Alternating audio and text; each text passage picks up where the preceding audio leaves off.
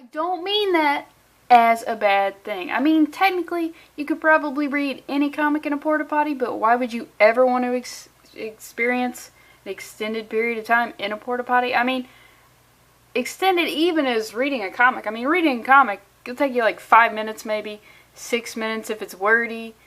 And, I mean, even if you're not that proficient of a reader, you're probably just looking at the pictures, so even less than 5 minutes. Just, oh god, I bet there's some sick fucks out there who just love porta potties. I remember, like, I can't even remember the last time I've seen a porta potty. Well, I actually do, because I have a little bit of a story, so I'm a liar right off the bat. But I can't remember the last time I used one. I remember I went to Lollapalooza a couple of years ago, and there was just a straight up mile of porta potties, and I was instantly disgusted. And my mind and my body both mutually agreed. They're like, hey, let's just not have to use the bathroom for like 14, 16 hours. And it worked out. It worked out perfectly over a couple of days. I'm probably going to have, I mean, that was a couple of years ago, so if there were ever any repercussions, it would have happened by now. So, okay, so we've got Batman Mad Max number 3 here. I'm going to be honest here. It's a little bit of a filler issue, but isn't like the whole series just kind of filler? Like there was some space in the universe that occupied, I mean, just Sam Keith. Yeah, Sam Keith is a filler person. This is not off to a strong start whatsoever, but as far as a recommendation goes, I can't. I mean, the cover, I put it on my pull list, so if you don't want to miss anything, but you don't really want to spend the cashish on us, go ahead and give me that sweet, sweet sub, baby. But, not a lot happens, but I feel like I like Sam Keith's art, even though it looks like it should be carved into the picnic table on the bad side of town at night. I enjoy it. So it's worth it for me, but not a lot happens, but I'm hoping something happens in issue 4. That's the most I can hope for. Comment your scary porta potty story below. I feel like everyone has a porta potty story, and that was mine. Like, my porta potty story doesn't even involve me using it, because I won't. Because I'm a lady. I know we all forget that I'm an actual real live lady, but when it comes to porta potties, whoa, I turned into quite the debutante. So let's look at this cover here. Not as strong as some of the other covers. Probably some of the variants are better looking, because they are just cranking out variants for these, because people like Sam Keith's art style. I do as well. This cover right here, I feel like this would be like a sidebar ad on like a really shitty website where it's like, dentists hate him because he's a homeless man with a lot of teeth, and they're whiter. White, like, if you're homeless, your teeth shouldn't be as white as Batman's. And if you're Batman billionaire Bruce Wayne, your teeth should be like shimmering white, blinding white. Should not be comparable to a homeless man's teeth. And you know, this is actually on point, because apparently Sesame Street made a homeless puppet, which, what? Oscar's been fucking homeless for all time. So let's just go into hit this. So I'm going to skip the first page here. But in the Outback, we see this thing right here. It's called a Wampus Woof, because alliteration is top notch. You're not going to beat it. I know there's a word for when it's a vowel sound repeated, but no, alliteration has got to be in spades. So we see this like dandelion looking thing with some crazy looking gazelle horns, but we don't see a mouth. And I'm telling you right now, if you see something and you can't see its mouth, you can't find its mouth, let me tell you, it's got a fucking mouth. And normally, it's right around your fucking neck. It's too late, you're dead. But this thing's mouth is down here with its sad, fucking Garfield cow-looking body. But apparently this thing, despite its cute furry face, a deadly killer. Like certain dinosaurs, it only can spot its prey once the prey moves. So Max, he's just gotta be just straight fucking chillin', man. But he's not alone here. See, Dr. Despar, I almost called him Mr., but he's got his doctorate in something. Doctorate in, lack of scruples concerning experiments on prisoners. I mean, they're prisoners. You gotta pay your debt to society. What does that entail? Probably electrodes somewhere on your body. Probably your brain. Because who gives a shit if you put electrodes on your shoulders? What's that gonna contribute to the scientific world. No, gotta go right for the fucking brains. How about the eyeballs? What's that about? Let's fry some fucking eyeballs. See what happens. They're prisoners. They don't fucking matter. But actually, that's what's happening in the Outback. I mean, I'm not going to explain the Outback. I probably will. But you should definitely not be starting on issue 3 of this. This is the Jungle Queen, a.k.a. the Maxx's social worker lady. And he's in her apartment. And we found out the Wumpuswoof is actually just this little dog. Just this little dog. He's fucking terrified of it. And the dog doesn't have a name, which is, I don't know, it's just scary. I feel like it should have a name. Definitely should have a name. And then we get this panel right here, which, oh, Jesus Christ. That's like perfectly grotesque. You know what this face has? This face has a lot of character. And you know what I realized? When you say something has character, it means you like it, but you don't know why you like it. Or it's just like ugly. Or it's just off, like uncanny valley. Like, ugh, a dog's face shouldn't be this detailed, but there's something hypnotic about it. You know what? I could probably be described as a character. I feel like, yeah, that's what that, me getting called a character, I feel like that would be a compliment. Because, you know, like, I'm not perfectly sane, probably. A little bit out there. But it's like, it's good to have me around. Gotta have a character around.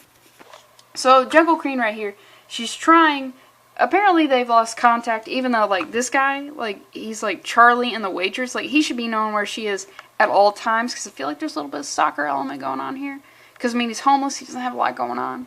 It's like, hey, I'm going to be crazy for 23 hours a day. Let me worry about where this bitch is another hour. But, like, he's just been totally resting on his laurels, not keeping up with her. I mean, look at her. She's got to keep up with a bitch like this. She's fucking, her midriff is bare. She's going to be making moves in this world, and you got to keep up. You got to keep up with a bare midriff lady in 2018. I'm glad she didn't update her style. She was like, look, I'm dedicated to the midriff being bare at all times. And coming from a small town in Arkansas, let me tell you, ooh, some of those bitches, I wish they would move on from it. Or they should have never gotten involved with bare midriff. But she tries to convince him to take a cell phone, but he's worried about it turning into a zombie, one of the thumb people. And she's like, look, no, it's actually pretty good at keeping in contact with you. And he figures out it has games. Like, you see what I'm talking about with the filler? Homeless man, even though he looks like this, did he get some new kicks? Getting a cell phone is taking up like a couple pages in it. It's questionable at best. But then we see down here, this is a transition, but it says, okay, how did I wind up back here again? Batman, he's back in the Outback, but it's just so funny to think. Imagine this is going down. We got this lady looking like this. We got this guy whose purple levels are off the goddamn charts, and then Batman's also there. But it's just funny to imagine any like crazy scenario. Like, imagine your Portapotty story, but then Batman was also there. It's just imagine any, like, surreal experience you've ever had. Or just, because, I mean, I've had some fucking really surreal experiences. And then, just look around, and then in the corner, there's just fucking Batman. I mean, Iron Man and Captain America are there. But just imagine there's fucking Batman there. It just, like, what? Did I have a fucking stroke? Because I should not be seeing Batman at all. Then we get this double page spread here. This right here is worth the price. What do I pay for this? If I paid $5 for this, it's worth it because you already paid, Lindsey. You're not going to return a comic book. I'm above it. I won't return a comic. But we see here, art is fantastic. This comes into play. Like the Outback in the real world, they commingle. You don't know what's happening where, blah blah blah. It's crazy. It's whatever. But I will say I love Sam Keith's style when it concerns the Batman here, because every time you see the Batman, he's drawn differently. I'm into that. And then I really like the fraying of his cape here, and what I really like here is this HGH distended old man gut, because I feel like that's real. That will be, like, you know, Batman has like, when he starts getting up there, he's got an HGH distended gut. I mean, I can see the abs, but it's got the beard. But just, like, if you don't know what I'm talking about when I'm talking about an HGH gut, just remember, like, I feel like everybody goes through a phase where they watch ESPN's World's Strongest Man. Like, that used to be on all the time. I remember watching it in the morning, like, before school. It's like, oh, that guy lifted the Atlas stones of varying sizes 5 times. He's got a six-pack, but it's fucking suspect. That's what that is. It's a sign of using steroids. So this looks cool. They deal with the Wumpus Woof, which is actually, you know, the dog. He accidentally breaks his cell phone. We get this cool looking panel here with the Wumpus Woof, because he's getting told off by the Jungle Queen here. And then we finally get into the good stuff here. Alright, I'll just show that. So, whoops. See, in the Outback, it's a leaf, but in the real world, it's a cell phone, because, like, what if cell phones were actually leaves, like, in a parallel universe, you know, and we, like, charge chlorophyll, like, yeah. Anyway, they see this. They're trying to find somebody's Outback. They find Batman's Outback. Oh, you'll notice it's distinctly drab, because Batman's Outback ain't got no room for no color, because he's a sad, sad dark man. So you can see he sees his mom all the time. He says to the Maxx, he's like, I cannot share my Outback with you. The bloomin' onion and the dead mom and dad and the pearls, they shall be mine. Also, it's like that little teeny steak, and you get a little bit of lobster on the side too. You can't share that, because you know Maxx is throwing down at least like 5,000 calories a day, and it's mostly like weird creatures, so a lot of protein. Like you can't share your bloomin' onion with that guy. There's probably like 0 protein in a bloomin' onion. I'm getting like super into like my protein intake, so I'm just amazed at the amount of protein in some things, and then the lack of protein in other things. I feel like bloomin' onion, nil. So we see this. We get some scenes right here where he bumps into Alice in Wonderland here. And then there's a Bruce little kid, and they talk about the things, and it doesn't really matter. And then we get this thing right here, which is his Outback for sure. So we're here now. Where's Alice?